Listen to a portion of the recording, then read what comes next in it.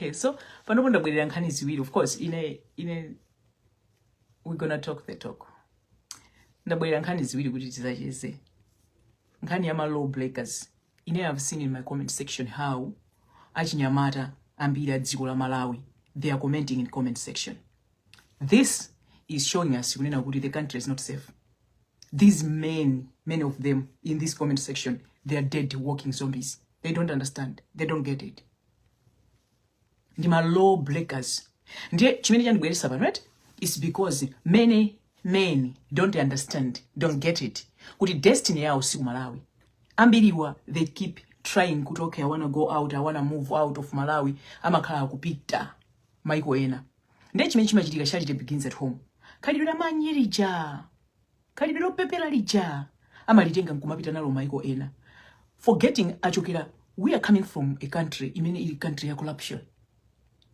Tikuchokera kudziko kumene kumachitika zinthu zoti kuchita kudabwa iwe kuna kuti how are we doing things? Kuchita kuona kuti apapa pakuyenereka. You understand? So, I've seen ndi nkhani yachitika ya nyamata uyu. I've seen many Malawians who are like they are really fighting kuti yayiso atuluke, but do you remember kunena kuti the very same God you're asking kuti oh God yemwe mukumpempherayo kuti nyamata uja atuluke is the very same God that want justice on the table. Because life is spiritual, we have to understand. Tenti samango panga mchimbulimbuli amalawa ambiri ndi mbuzi mutu muli mponongolo. And that's the truth about it. And it's to me, it's my prayer kunena kuti ana amene kubwera wasasa khalingati generation izizi. Generation zobereka okuba, generation zobereka munthu amene akupanga cholakwika, generation zofuna kupanga promote munthu amene wapanga cholakwika. Chifukwa chona okay. Here's the thing. Amalawa ambiri alindika spirit kunena kuti hey, mother, my angel, how are you doing? I was good. Seen a bit of live. Oh, seen a bit, but I was on. I think on Tiwon cousin Sungu, Papa Nilo Park into TikTok. Yeah, I didn't open the live. We're gonna talk.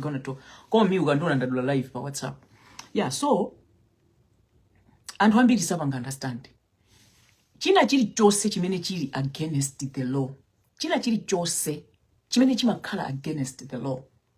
And we feel timangopanga chifukwa chona kuti we are not or mwina mutu mwathumu or mwina kapena mwina you are under influence of something ena mwina imakhala kuna kuti it's an attack ena imakhala kuna kuti komano what am I trying to say? Okay, the reason I'm talking about this, I was not going to talk about it, is because of anto amene amabakira zopusa when somebody does zopepela which is against the law. Pamalamulo chintu chochikukana inyo ndikumatuluka, you want to back up that person. Ndino anthu amene mumamupha munthu uja, you think you're helping that person. Because chimene chimachitika munthu uja kalakwa, for example tiyankhule nkhani zogwiririra ana, because that's what I deal with. Nkhani zogwiririra ana. Ndifuna ndikuze nkhani zogwiririra ana. I'm gonna go back to 2016 for you to understand what made me kumaika maso anga into the eyes of nkhani zambiri za kumalawi zogwiririra ana.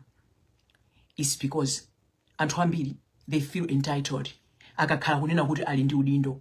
Chapo mpanopa pa page pano I shared nkhani ya amayi ena ake amene akunena kuti anyamata ena ake atatu anazagwirira mwana wanga. And that woman, anyamata awo atatu, anyamata awo anakanika kukatengedwa akuti ifo chona kuti mbale wawo ndi lawyer. You understand? How is this connecting? Be it mbale wako ndi lawyer, mbale wako ndi minister, we don't care. Iweyo walakwira malamulo, you must be held accountable. You understand? Kuda waswati chana funa ndibange. You understand? Mwalakwira malamulo and you have to be held accountable. Stop backing rubbish. Ambirinu, you feel like, oh, you are saying the right thing. Oh, you are what? Ambirinu, you even reach a point of kabanga ataki. Muntu amene wampanga hold accountable muntu. So I want to take you back to 2016. There was a girl. There was a girl. Kumwanza. Amene ali ndi zaka 8 amagonedwa. Munthu amene abambo amene amangonayo anali abambo ogwira ntchito under court. Milandu mene inatera sinaziwike. That is when she was 8 years of age. So, by 2016 ali ndi zaka 12. Anapita kwa mphunzitsi kamwana ina kene magwira nako ntchito. Ndikamuza kuti iweyo munditenge ndamuna ako muzindisunga. I just want to stay with you people. Nde mamuna uja nati mesa umakhala nawo ni makolo wako. Tamufuse mwanaye there might be something. Kumuza nkazi wake uja. So mkazi uja anamfusa mwana uja, why are you saying kuno tukutengezika nawe pamene you have your parents? Akuti awonda mayanga koma abambowo ndondi pesa. Ndini ndizaka 8, this is a girl amene anizaka 12. Ndini ndizaka 8 anandigwirira nkhani jaita pita ku court inakakomera panopo I'm tired. Ndini ndizaka 12 mumaona mayanga akuima pa window. Mphunzitsi uja anati amayanga ajata makhala kundionera bambo anga kundigona chakumbuyo. Ama ndigona pasiku katatu. This man, as I'm talking to you, right? He is in jail. Kuchichiri prison. We made sure in Mphunzitsi ameneyo. Kuti we made sure it was me Mphunzitsi ameneyo with someone. I want to mention this makondo kuchula nthu amene mugwira nawo ntchito. Because amalawi muna opsya. That man was charged 25 years in jail. Anakabwerera so nkhani ija anazapalamula ija ndikamanena kuti milandu sigonera. Nkhani imene ija anazampanga dismiss ku court ija tinaibwezera isaso. We said kutanthauza pa nkhani imene muna muchosela dismiss nkhani imene ija muna mpanga quit. Ama mugona dimana at the age of 8. If my evidence alipo alichonje, then he was charged 55 years in jail. But we did this out of hate. No. We did this out of protecting the community and the young generation that are coming. You understand? Anthu amene mumapanga protect munthu amene wala kwila lamulo ndino anthu amene mukupadziko. You are dead walking zombies. Yes. You are useless. You don't think. Ineyo, even if my brother or my sister waba ineyo amalawi, I just don't get you. This today was after sikula lero. After looking at the comments of many Malawians, 100% Malawi will never change.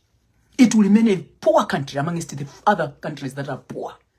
Not because that we don't have kutegela, no, but because of many people have mponongolo mutu. That is the truth you hate to hear.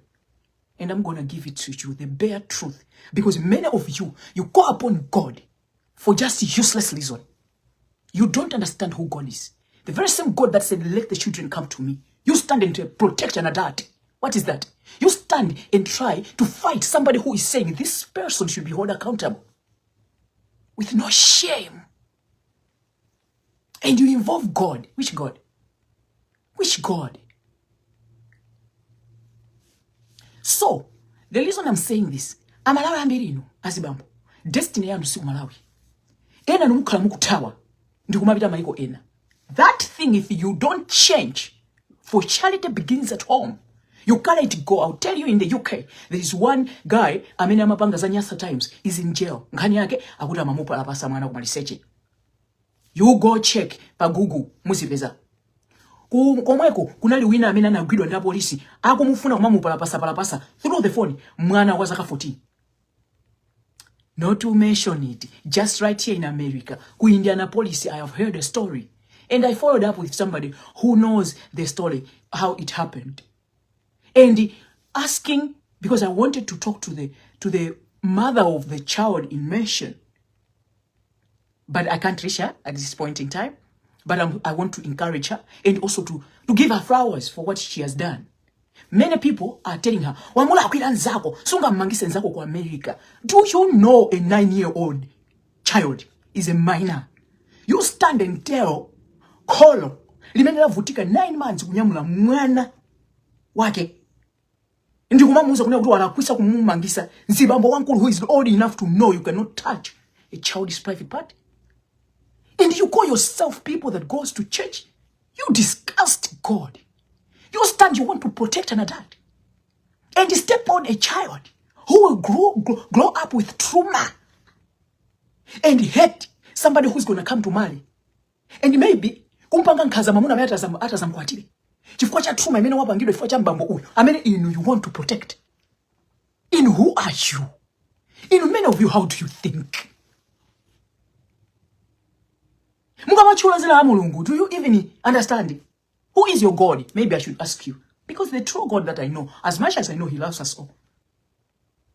But what he told his son Jesus, I'm a Christian, in whatever religion you believe in, I'm a born again Christian.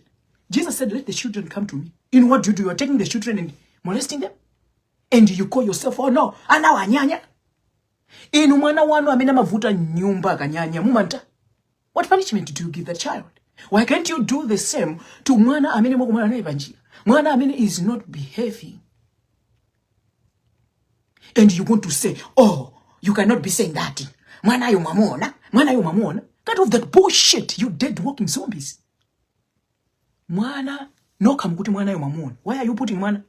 Why can't you say that granny mamona? And you are useless.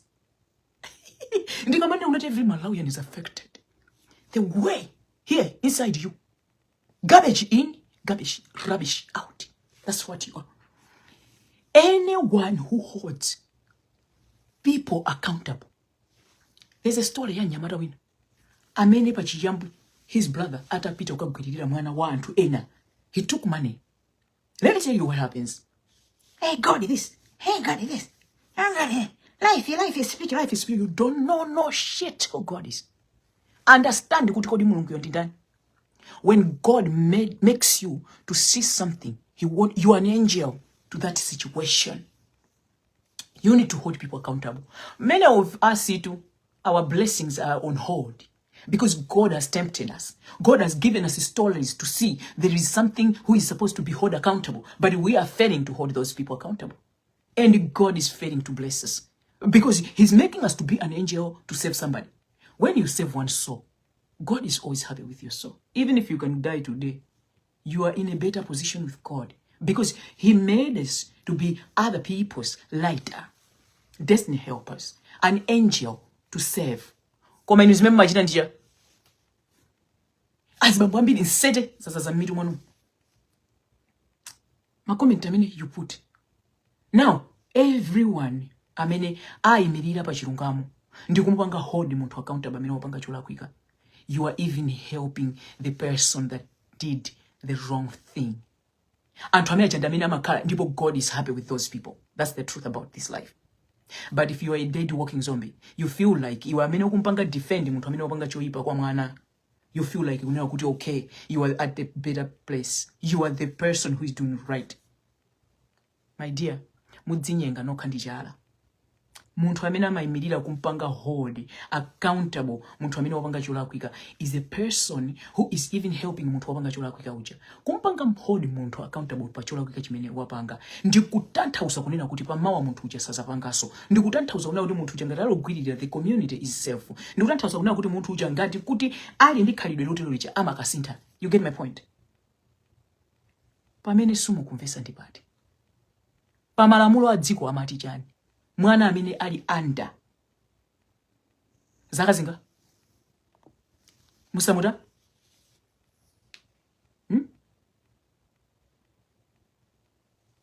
So kuno kwa America Nyamata wina ali mundende ali mkati ngani yake sikuti mwanayo ine imene ndayimvera mwanayo kuti anamulowetsa ayi koma mamugwira mwanayo amene analongosolera bogona zitatengedwa zinthu zokayezedwa mwanayo ndi anapezeka kuti ali mmeneko. Mwanayo anapezeka kuti mwanayo ndi ana otophuzisidwa ana ochenjera anapanga ma text. Is a case whereby he's got something to answer. You understand? So what am I trying to say is, if it's anything that is against the law, you have no excuse about it. Mwana amene ali ndi zaka 16, mwana amene ali ndi zaka 15, mwana amene ali ndi zaka 17. I know you understand ukafika 18. Umabesika noti iweyo you are old enough to make your own decisions. Kumano mwana amene ali ndi zaka 17, 16, 15. Come on. Don't be dumb and stupid. Ndino anthu ochitisa manyazi. That's the truth. Ndino anthu ochitisa manyazi. Kutakwa iniyo pali inupo mwana zaka 15 kugwirilidwa, you're okay with it. You won't take any action. Muzi zati si mwana. Inu who don't know mene ana masiku anakuguliri. Koma ndino zisi. Ndipo timacha kuona with your comment section. When I view you, nimacha kunoti, no wonder this is how you are like. Because God will never be near you. Never. A minor is supposed to be protected. According to constitution ya Malawi, a minor is supposed to be protected. Kaya mwana ya chita kuoneka kuti bele ili ndi kwapa loti waliponya kusana huko. Koma chanzika chake olo birth certificate yake olo identification yake ikangonena kunena kuti ali zaka 16. You are in trouble and you supposed to be in trouble. That's why if you love yourself, because many of you are foolish, you hate yourself. Many of you are foolish. But there's a comment that made me laugh and smile. The other guy was like, I think that's why there's a guy who was asking my girlfriend, can I see Janziga Jako? Can I see your ID? That man is wise because he loves himself. Because he don't want to fall in trouble. He understands what law is. Can you shut up for once? There's some other things you don't want to open your mouth. Shut up and get out. Do the right thing. Nobody is perfect. We know that. But not the thing that you're knowing, Kuti, Ababa, this is what is supposed to be done. In your Kufunabas. Let me tell you, Upidoke says, Ahadi, Nkani ya Abusa. Abusa na bukiri na mwana wasaka 11. Endi antu. Amabisa. Inolomura mabisa na tu. Kuma nkani yonaiga mwandipesa nye. Bisa na umatira pamwe. Iwe being a pastor, mwana wasaka 11, utana. Somebody who calls himself a pastor and talking about God, how useless can you be?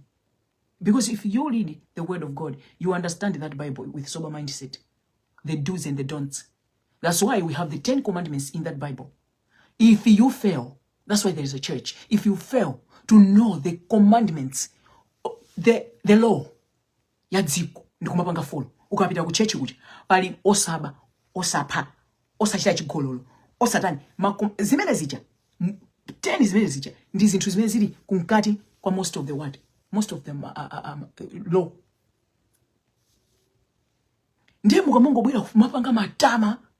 You must know life is spiritual. Zimene mukuika comment hapa mwa matama. Mwana wazaka 15 si mwana. You will have a child that will go through that. Then you will understand the pain that you will need help for your child. Ena numango yankule for mango zaza mponongolo meet. You are dead walking zombies. You don't understand. You don't get it. Because life is not yet exposed to you. I'm beating you are people who celebrate freedom, but you are slaves. That's the truth about it. But you will hate to hear it. Because nobody wants to tell you the truth. Because many people that tells you, they put the truth under the table. They put the truth under the table and put garbage on the table. That's why you feel like, oh, nah, you cannot be saying that. Oh, you cannot be saying that. Hey, this and that, hey, this and that. So that why was the guy arrested? Why was the guy arrested? Stop, that's why many of you, Amala, Prophet akangoima pasogolo mumafuna kumuona ngati iyo ndi mulungu. You never trust anybody. Nobody is perfect. Ina mene ndili pano ndikuyankhula. I'm not perfect. Pamawa nthikopi zikuti noti ndili apo, God forbid, to fiakwa. Pamawa nthikopi zikuti ndili pavuto lina lake apo. Not because I was here telling you kuti I'm perfect. Ine nane ngochimwa, koma ine mostly I worry about my sins.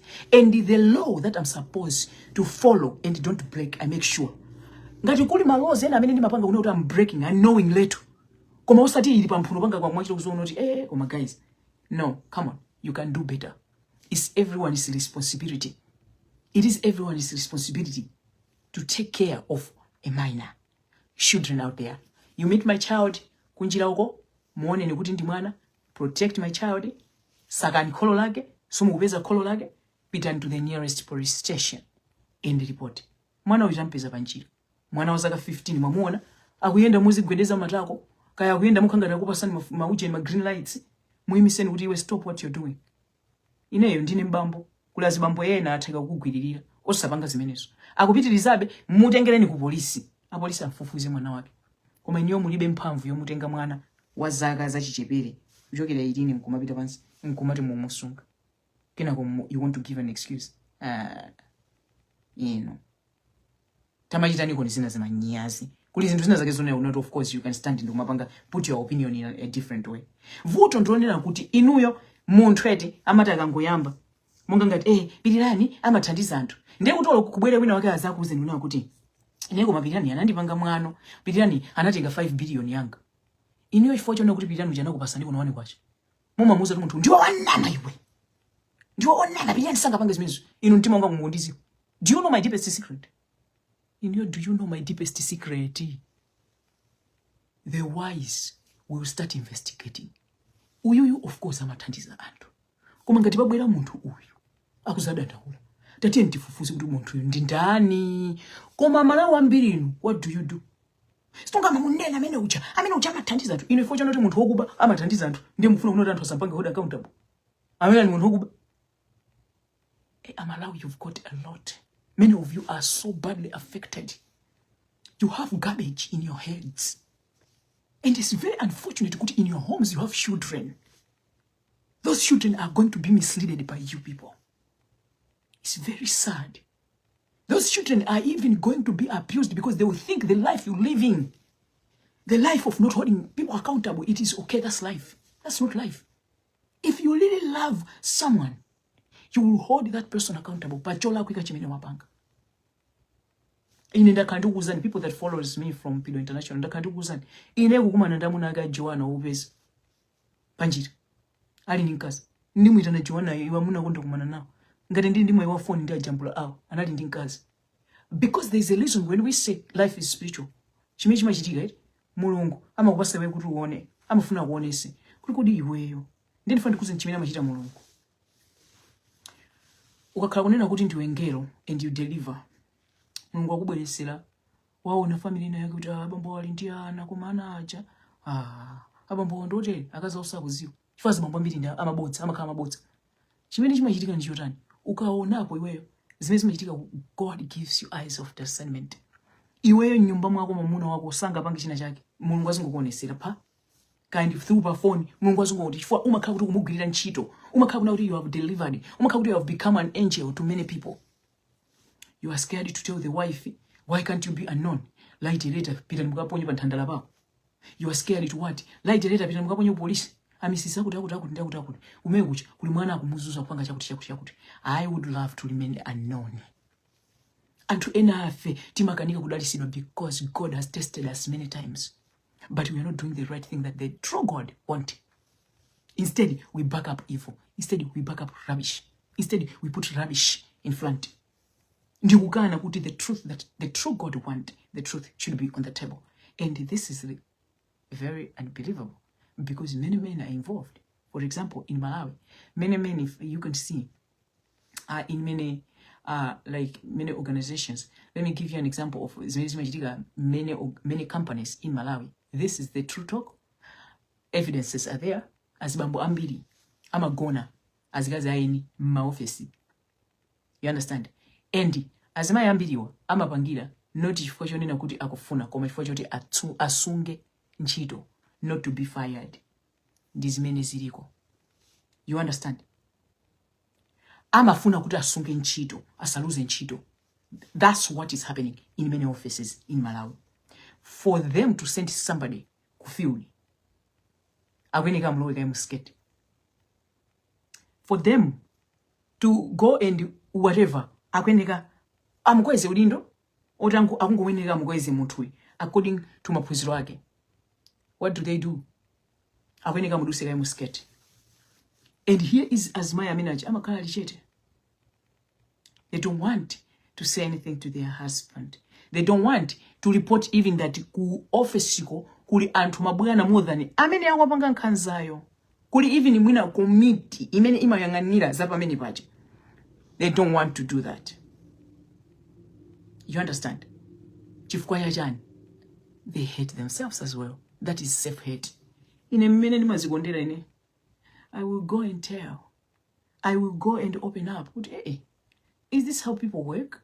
Ajabwana achakutusa kuti andigone kuti andipange promote. Simakhala chonchi. Koma many offices in Malawi. Anthu oziwa malamulo. Olonkhani zomwe zimeze nchitikira nyamata uyu. Anthu akulu oti amaudindo oziwa lamulo kuti what I'm doing is wrong. Amapangira lenti ana ang'ono. Last month ku office kwathu kunabwera mwana wina wake. Mota amaliza kumulipira lenti kumpasa ndalama ya business. Manyumba umo mukugona ana ani zaka 13. That is against the law. That's the truth about it. Stop. Khalidwe lonyasali. Stop it. Pala anthu ena mumakonda kuti mukabwera pano eti.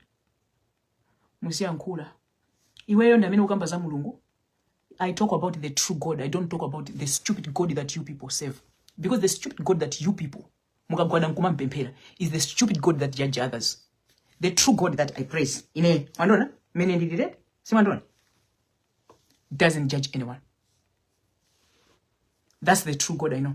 But inuyo amene mumapemphera chisiru cha mulungu chanu chimene chimajaja. But the true God I know goes with your heart.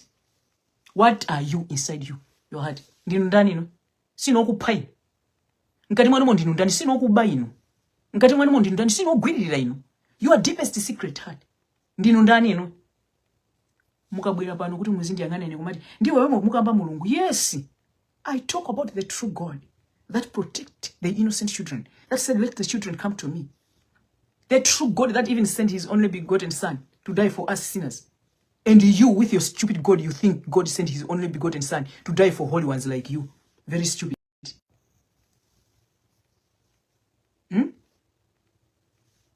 Inuyo you think kunena kuti Yesu mulungu potumiza mwana wake Yesu Kristo amatumizira.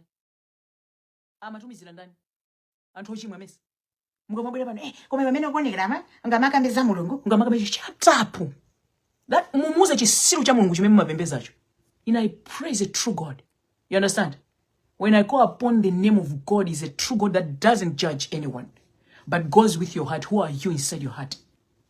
As I'm talking to you, in jail, in Malawi, Christopher, prophet, amena manyenga mwana wake wa saka 12, ndikumamutira ukala wake. Mukapita mukamuona ndi zimene ndayika kumasosi. I'm meaning you have missed your destiny because God is send wamisala. Osaoneka bwino pa nyumba panu, inu nkunthamangisa. God can come in a form of anything. Ambiri nifo cha uchisiru mbuzi. Utendo kinizombe ndiku nena uchi. Uchisiru ifo mapemphera uchisiru cha mulungu. Muma kanyoza antu amene you not supposed. Kwanyoza.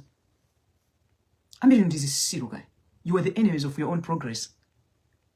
Ambiri ndino antu onena kuna kuti ndino adani amoyo wanu. Chifukwa somumamvesa kuti mulungu yo ndi ndani.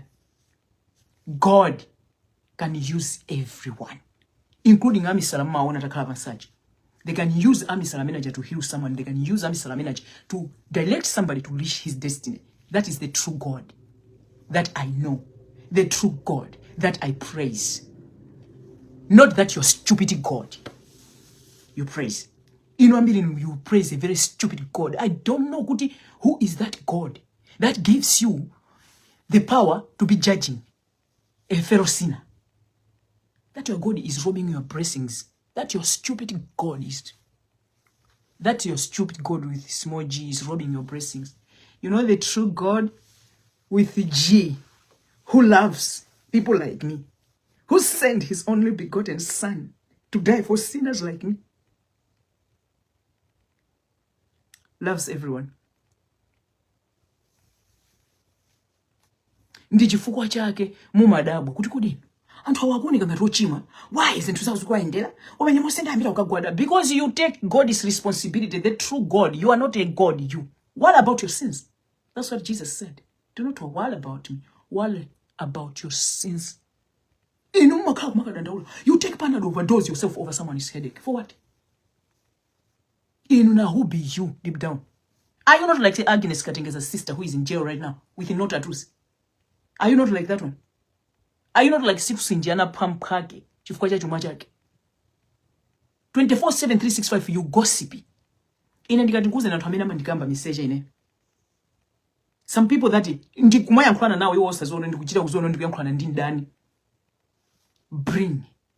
I bring my enemies closer because I know this person is not true, is not real. People that I have given hand, mwina kumpasa 20,000 kwacha. They will go behind my back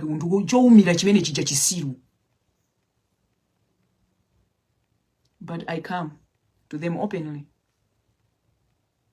Openly talking with them. Many people will come and tell me, look at you, you are ugly or what? It does not move me. Because spiritually where I am with the true God, not that your small stupid God that you praise that can judge me, is a level whereby you cannot understand. The problem of many people in this life, when they look at you, for example, There are many people that have stabbed on my back. Not one time. You will want me to help you. And when you ask me for help, I'll give you 10,000 a watch. That's what I can manage. Then you go behind my back and you start gossiping about me. Ndineumira yet I gave you 10,000 a watch. Can you see how stupid you are? You compare me with people that will be giving you billions. Why are you comparing me? Because me and me.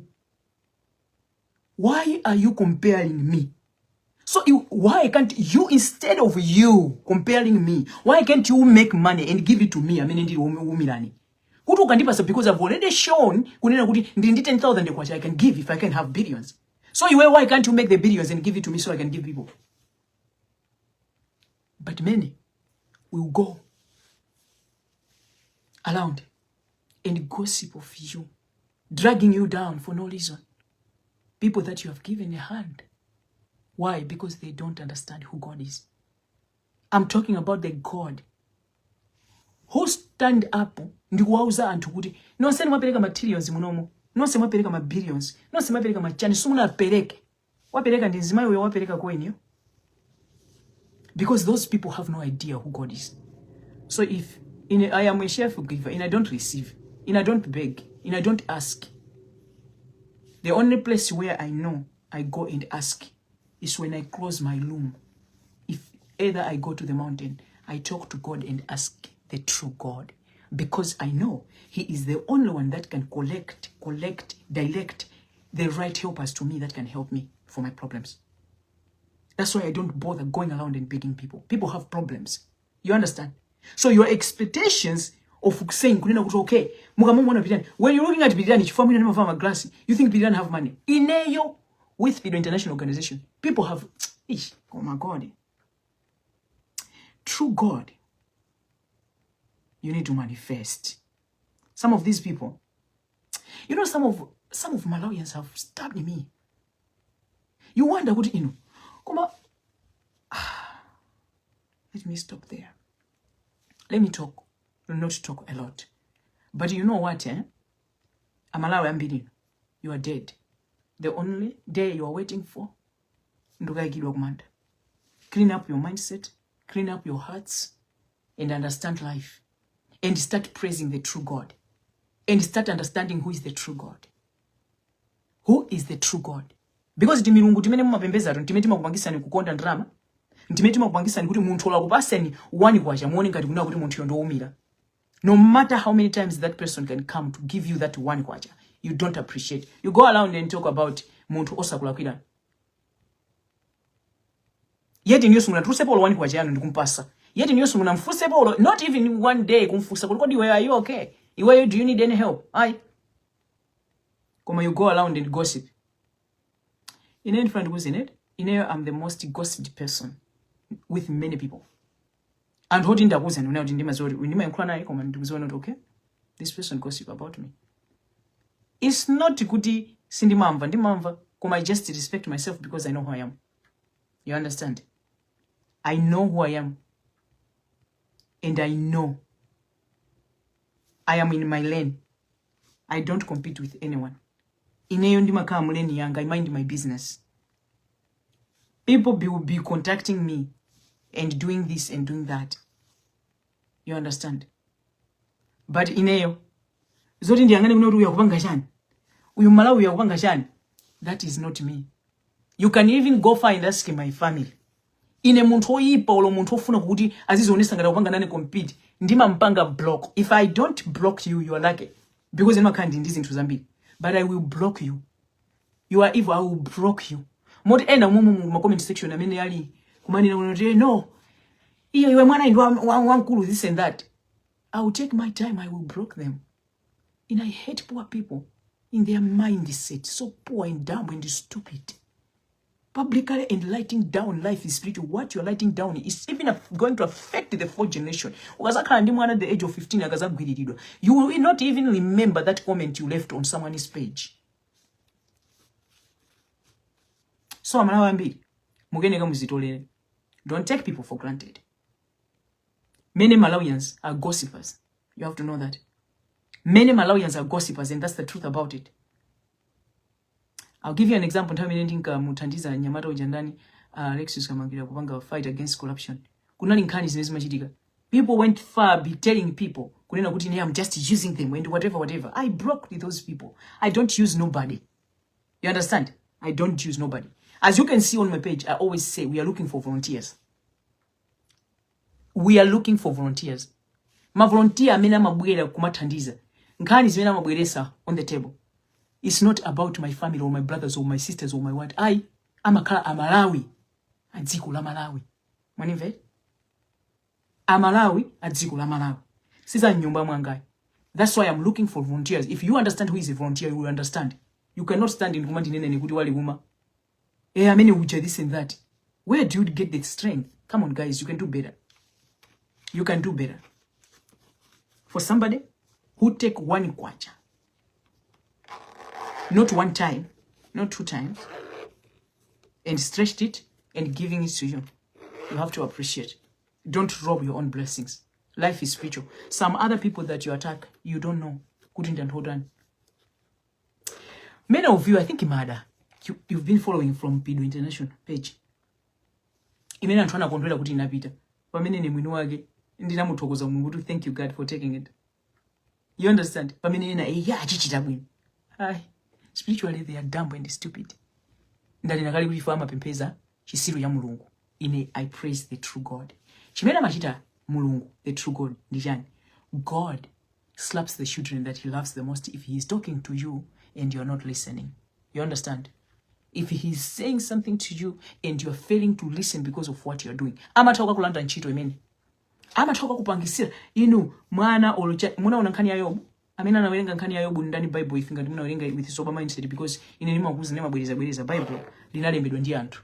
So ngati muna werenga with sober mindset nkhani ya Yobu. Yobu mavuto anali nawo. But he had the true God. Because wake anamuza iwe tango munyoza Mulungu ufe. Koma Yobu stick to God. Anampasa. You get my point. So, enough. Spiritually, enough. Ameni mwaka mundi sache kuchokera ku video page. You know. And this has been my talk. Kunena kuti ineyo kaya mugula jeti olomuta ndidusa nayo pamphuno apa. Ndi mangomva kuti apa padusa jeti ndibe nazo ntchito. Your mail is your mail. It's not my mail. So even when kind of business is daily. What am I going to gain? Because it's your mail. God is going to deliver it at your door, not my door. And I mind my seriously fucking business. Because I am a driver. I don't want to do to do an accident. You know what happens when you're driving and you're busy looking at another driver? You don't see where you're going? What is going to be the end? Accident. I don't do that. I do not.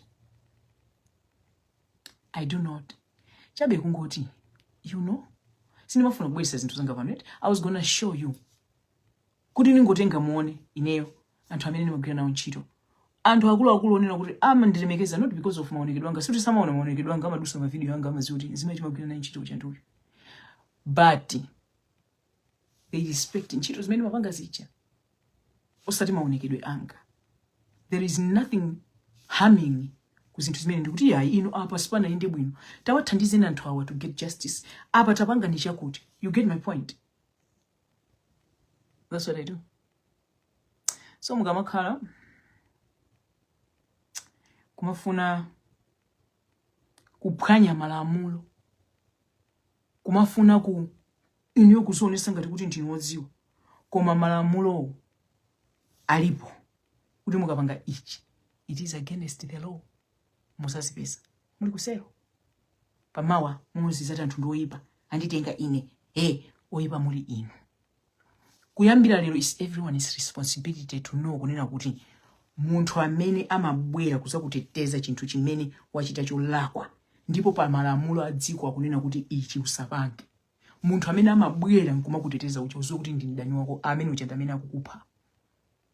Cause in years to come, if your destiny is not dziko limenelo uzapita dziko lina. Because you get away with that at home, you feel like you can do that kumaiko aini. And if you can see UK, kula mnyamata amene anamangidwa owadziwa ndithu bwinobwino malamulo ali kunkati nkhani zake zomwezi. Mukabwera kuno ku America adakalowabe nkhani zake zomwezi. Mwachokano dziko limene you feel entitled, you are law breakers, mumabwera no maiko ena amene whatever you will do they will hold you accountable. Ndiye mumayamba ano kuukira anthu amene apezeka kuti they have involved the authorities. Ndiwo yipa suma ine ka umangise munthu. Ndino yipa noka. You are an enemy of your own progress. So guys, we can do better. Pamalamulo amene ali adziko tiyeni tilemekeze. Munthu amene is trying so hard to bring somebody to justice. Respect anthu amene aja and give them the flowers, because those are the people that are even helping to build the nation. Munthu amene wabwera kuzakuza ndikuti kuchitika chakucha kuti ndipange mwasanga amene uja is supposed to receive flowers because it's part of building the nation, trying to change the nation. You understand? Inuyo amene mumati mukakhakomese amutuluse koma mulungu amene ucha this and that. How do you feel? Mwana yali wanu mukamamvebwa. So you have to know that you are playing a law of piecing the true God. You piece God. Yes, that's the truth about it. You are now chimene chimachitika, you put risk pa ananu amene akubadwa. Because inuyo you are against justice. As you are standing against justice, you are against God. Because God is a God of justice. So if you are trying to step on justice, can't you see already stepping on God, the true God? Because the true God wants justice. So you know, muhimirira pamwe papa justice bachangu mafuna kuibonda. Zitolereni. Ine ndirekeze pamene. Today I've delivered the message. Ineyo one ndakusani. Osaphwanya malamulo. Osabakira zopusa. Aliyense amene waononga chinthu chimene chili cholesedwa abweresedwe poyera. You have no excuse. Azibambo ku Malawi. Fusani chanzika. Passport. Birth certificate. Zimene zizili ndi information yokwanira. You will know who is this person, this woman. Because ana amasiku ano akukula molapisa. You understand? Ana amasiku ano akukula. Kuchita kuti posa ifeti na bado ma 1986 87. Aliposa. Mwana was 2006. Anthu amiti iwe mene mwana wako. Inu ndamene mukuti mwana. Mwana wa 2006, 7, 2008. Mwana wa 2009. Bere li panopo olali osayamwisa linagwa kale. Inu mukuti amene ndi mkazi. Asibambosa samamena mitu. Ndamene makanisa zinezo. A wise man will protect a child angakhale kuti si wake. A gentleman will stand and protect mwana amene wakumana naye kunjira. A gentleman who loves himself will protect himself from even going to jail. Jail za Malawi munazona. Munazona ndende za Malawi azibambo. Mwina tuko azimayi kulibwi. Koma iyo azibambo ndende za Malawi munazona. Zoti kumene kumati mukafika, mumakatembenuka nkukhala kazi. Mumaziziwa. Kuli nkhani tu zina pano ni simbweresa. Anthu akuvutika tu kundende uko. Ndemu kamapanga matama poyankhula apa. Nkumaona ngati poti mwina anthu akubakira zopusa inu mukazabakiridwa. Inu mukazapanga zopusa zanthu azakubakirani. Olo kapena ina kazayankhula. Sumusapezekako. Anzano ena mwina amamveka chifukwa chona kuti akumvekako ndi ma content creator. We must thank God, Papa Mark, for making people should be making content. Otherwise, love your life. It's your life. It's your responsibility to protect it. Don't become an enemy of your own progress. Because that's what you are as Bambambiri.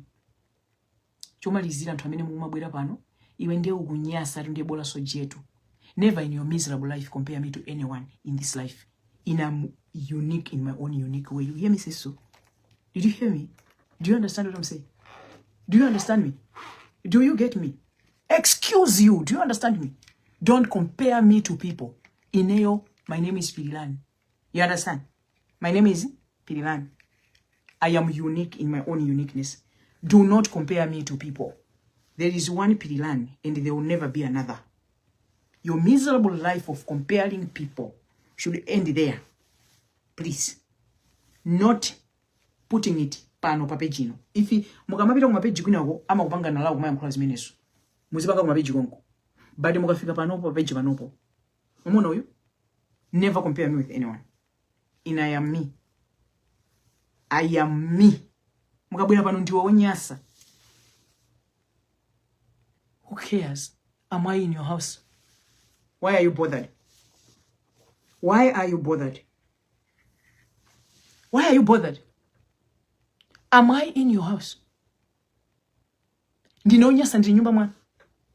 So ndikanyasa mwasiya inuyo kunyiya mabi. Mukunyiya ufane nkumagula. What makes you special? What makes you superior? Mukazasiya kunyamanye ndikumanya ufa ine nkumagula. I will know kuti that is an approve from the true God. Kuti niyo you're special and you're holy. They come and vomit your rubbish. Ndifake even ambiri.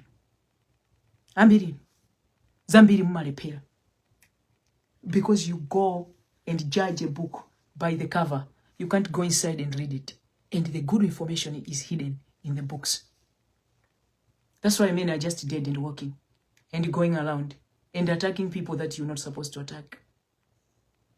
Zipanga nizan. You understand? Muzipanga zanu. Kunyasa kwa ini. Sukuli nyumba mwana. Olomukandine ya kutu onyasa. Pama kwenya madollars ngati pa table pano. Olopama kwenya makwacha ngati. How many money do you make? After your miserable life, you feel good that mwanduza kuti ine onyasa. How many? How much money you make pa table pano? Mazilanda madaliswano. In this life, you see in this life, the true God that I know, that made us do the same thing. When I'm full, I go and help myself to the restrooms. You enjoy it? You know that true God, loves everyone the same. Sana pangepo muntu onyasa. Mwini wake amadziwa kuti I go with the heart. Who is this person deep within when I'm alone like this? Ndikakanduganiza ja. It's only the true God that knows me kuganiza pano. Kanduganiza ndo ndifuna ndikachoka pano ndikampewe. It's only God who knows it. See you enjoy? Yeah. Inuyo with your clean skin. Ena numugona ana inuyo. With your clean skin ena ndinokuba inuyo. Ena numulinzipatala madokotala okuba. Musegula mafamasi nkumaba kumakaika mankhula kuzipatala kwanu inu. With clean skin. With clean skin with no tattoos. Ena ndinu mahule inyo mulanda kumatesa mabanja ini yake. Ana nkwasiya bazu. Ena inuyo munyenga na ndazimuna azijamwali anu. Ena inuyo maneba zanu munyenga na wasiya zigazawo inu nkumaka nyengana na. Ena inuyo inu munyoza nkazi wanu amene muno nachoka naye padoti mulibe kanthu. Ndikuyamba kumafuna kulemekeza anthu ena ake kuti they are not there when you needed them the most. Dead walking zombies with clean skin of no tattoo. Ena mbombo za chabe. You can't even take one kwacha. Ndikupasa anthu ena. Ena inuyo ndino anthu onena kuti ndi scammers. Ena inuyo mas business anu mwasegulira ndalama zobera anthu chifukwa chabodza. Ena inuyo ndalama zakatangala 24/7/365. Ena ndiri kunena panopo ana mwakatenga kumuzi aje wina nyumba mamugona. Dzima chimo zanu zonse zichi you sit on it. Ndiye mukabwera panopo sopano with your miserable life. Mumafuna muzamuze pijani ndiwo nyasa. I don't give a shit. Pokapo kamuzasiye kunya. Ndiye muzayambe kumanya ufa ineyo nkumagula. I will know that the true God that I know made you special. But when I go to the Bible and the way I understand the Bible, when God in the book of Jeremiah 33 said, ask anything in my name and I'm going to give you. He didn't say that you know people of tattoos. You know people of what? No. He said ask. That directs to everyone. If you kneel down, don't be a hypocrite. Don't. Pray. He's going to answer you and give you. What many of you do, you go to Papa church, you go give whole tithe, you go there, they touch your head. You can't even protect. You see me? You see me here? Nobody can touch it. This is my crown. I protect it. You understand? I kneel and close my doors. I know who to communicate with. The true God that cannot judge anybody. I'm Pawi, cinema funa. And that's the truth, because I'm beautiful, rich, with positive vibes. In his own power, Malawi. I am done. Because Malawi, I'm being you want it. If a sifanto guy, Malawians, sifanto Ndifanto magani is 1 because of jealousy, 2 because of gossips, 3 because of disrespecting to obey a simple thing, law. 3 because of not understanding life. Musumupanga understand what is freedom. When you want to have freedom of doing whatever, you want to smoke cigar, you go smoke. You want to go drink beer, you go drink. You want to go and do what, you go do that. When you come here, I don't drink beer. I put tattoos. That's my addiction. You want to come and tell me, you next to Jesus, you be God. Now who be you? You will be God. If you're God, woman ye lunch.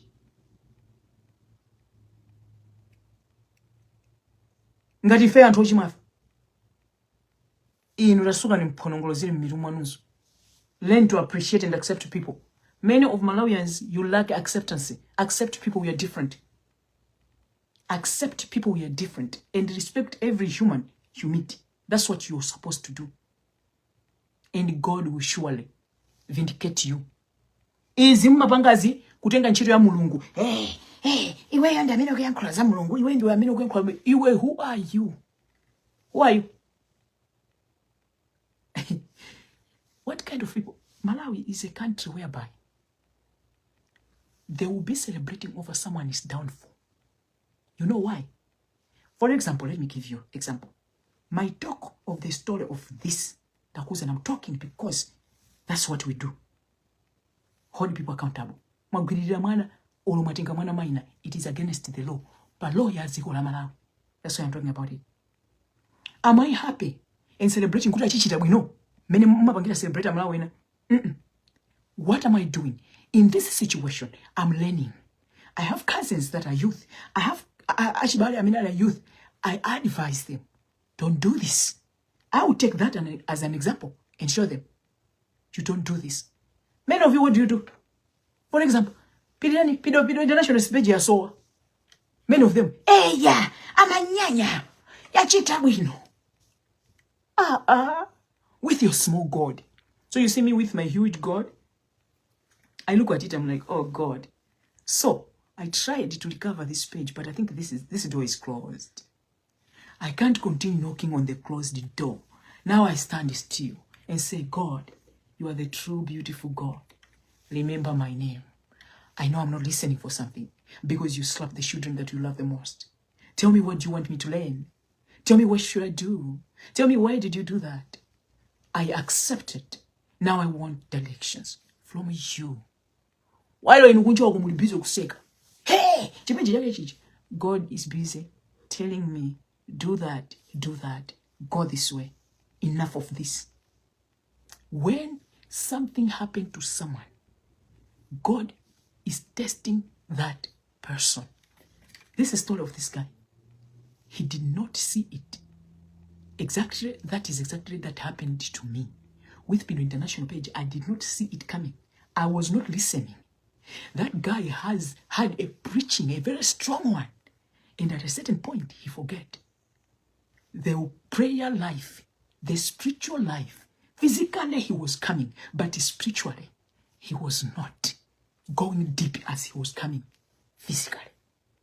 So that, if you're not careful, tends and follow you to test you. Are you going to handle it or you're not going to handle it? So if you fall for it, that's what happens. But the guy had a strong teaching. And I don't follow that guy. I only see his videos. I don't listen to his videos. But when this happened, I went and listened to the video. Oh, so this guy was like this. Some people in this life don't want the truth on the table. Because that thing, even if it's bad when they are doing it, what happens? It becomes life to them. I'll give you an example. Corruption in Malawi. It has come life. There is no office in Malawi that you will never find corruption. Never. Kuyambira ku airport, and hamina jochokera ku airport aje. Even ndalama yotu upange TV, ama ishia kuyamba kukube mpano. Zinafika pamene popo. Hadi gari nkoni yakuti. When you are talking about corruption, chimechima chikenja. Ajina naba maona. Martha Chizuma. Sanga ate kumenya ikamino cha corruption dead walking zombies Malawians. Corruption is not for Martha Chizuma. Corruption is not for this guy alone. There are whistleblowers blowing for us Malawians. Come on, we have thieves. Let us wake up. Let us all unite and fight these thieves. They are stealing from us. But what did we do? Hey, you were chokapa. Because we are part and parcel of doing that stupid, that bullshit. We have many people. I mean, I'm a my social media. God, your daughter is beautiful. Oh God, look at what you have done to me. Ali wokuba. Ali maskamasi. Ali antojoni na kuna kuti the money they are taking it from other people. But they're there. God, you are mentioning God. Your daughter is beautiful. Your daughter is grateful. God, you have done it for me. While kutumoni sisi zimena kunenazo. Mentioning God. Zokuba. Abanga scam antwena. Abela antwena. Ela kutandiza kumeni. Oh, I want to help you with this information. Pay me. Ndrama yankanika. People are so evil, wicked at heart. Ndiye Malawi inafika pamenepo. Kudali yensi angoenda kwa sala ndikufa. Celebrating freedom, but there's no freedom. Because if you wear a bum shirt, they will come and judge you. If you do something that is making you comfortable, they will come and tell you, you cannot be doing that. What is that? Miserable people will confess in comment section. Be very careful. They will be there confessing what they are. Silent is golden. Why can't you just pass if that post you hate it? Koma ineshishima ndinyasa.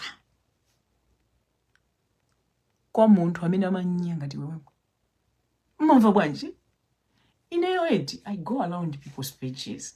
Oh, I see, I vibe, I comment. If that person, for example, ulikola obidi, ama konda was, I go and just support was. I am a sinner. Why do I have to go and judge her? Am I God? Me na be the representative God. Atasa. Okini. Akuna shao. You have the power to judge other people. You forget you are a shao thing. You forget you are a scammer. You forget you are a thief. You know, muntu. Odi you are wino. I'm a figure point. Kumusonkanisira muntu 3,500,000. Ndubira kwampasa muntu masonkanisirayo 350,000. Iye nukutenga 3,150,000.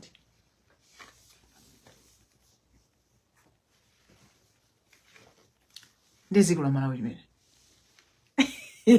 Atasa. Yo mumu man. Amalawi inu. Ay. Choni na ndilibe. Sir. My friends. My business. I got so addicted up until that room is full. 5 years I can wear change. Dead. Without me stopped. Right now my husband be asking me, cut off this, your friends, and find ways out. Because that room cannot carry it anymore. Mind your own. And don't break law. Osabela antu kuja okubika inti. Wakalisi wapamba na mama. Na kuswitira no kuva 1 for some vasu. Ineyo ndine 1. Pili. You understand? Amene nimamunyasa zachi. I don't mean no harm to anybody. You understand? Yes. Amene nimamunyasa ni musana wewe zamzo nimamunyasa. Tapino nangaye kundende kucha mukayangana twali kumene kucha kwanda matatu. Ndikina kumbitsa bwere vano kumantuza kuti nimamunyasa. Mafu. Mukhanisiro pambana baya.